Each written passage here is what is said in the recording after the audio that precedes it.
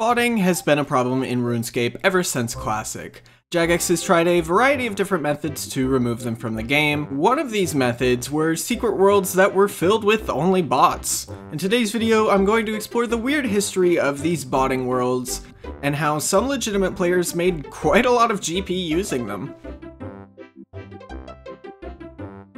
So, about 5 years back, Jagex quietly introduced something called bot-only worlds.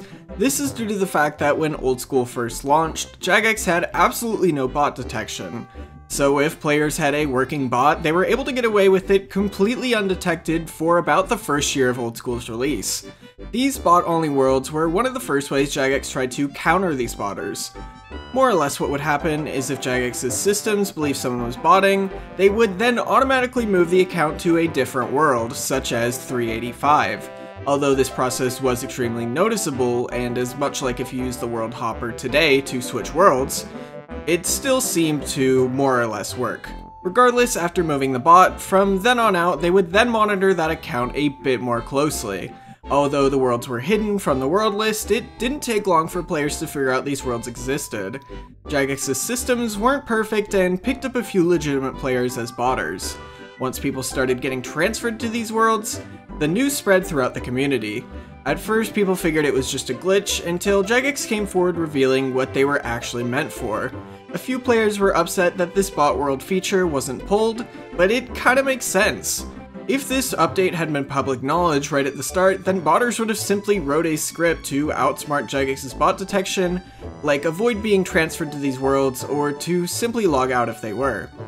So like I said at the beginning, legitimate players made quite a bit of cash using these worlds. But how exactly did they manage to do that? Well, with clients like OSBuddy, you were able to set any world as your default world, even worlds that in theory didn't exist. Same goes for the Old School web client, where you could put any world into the address bar at the top. As a result, players who weren't picked up by bot detection were able to enter these worlds whenever they wanted. In the beginning, players were able to kill bots in the wilderness and lure bots into safe areas if they knew a flaw in the script. This worked for quite a while, until seemingly the bot detection that tossed bots into these worlds just broke. Players noticed the worlds were almost completely empty. Once again, legitimate players took advantage of this.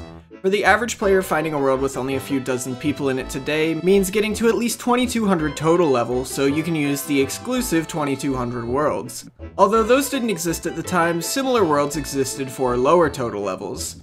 Regardless, getting to use worlds with such a low player count meant months of grinding your total level up.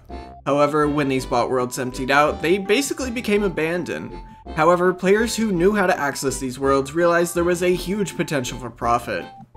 Activities normally crowded with PKers were completely empty, so people could farm green dragons, black chinchampas, fight wilderness bosses, and so on without being interrupted. I can only imagine how overpowered this would have been if the Revenant Caves existed back when these bot worlds did. As for non-wilderness activities, I imagine it was much easier to find an open God Wars room and do things like hunt red chins. A lot of you are probably wondering, are there any negatives to this? It all kinda seems a little too good to be true. Like, will Jagex be more likely to detect that you are a bot, even if you're a legitimate player, just by using the bot worlds? And the answer is actually no. Jagex moderators acknowledge that normal players may sometimes get pulled into bot worlds, and said that as long as you're not actually botting, you have nothing to worry about. Now, as I mentioned earlier, being moved onto a bot world is much what it looks like when you use the world hopper today. Well, when the world hopper feature was actually introduced, the worlds where these bots were on became public, and rather than renaming them, they were just kept around as bot analysis worlds. I don't know exactly what happened to these worlds, but Jagex later changed their names and, in theory, removed the technology that would look at the players on these worlds more closely.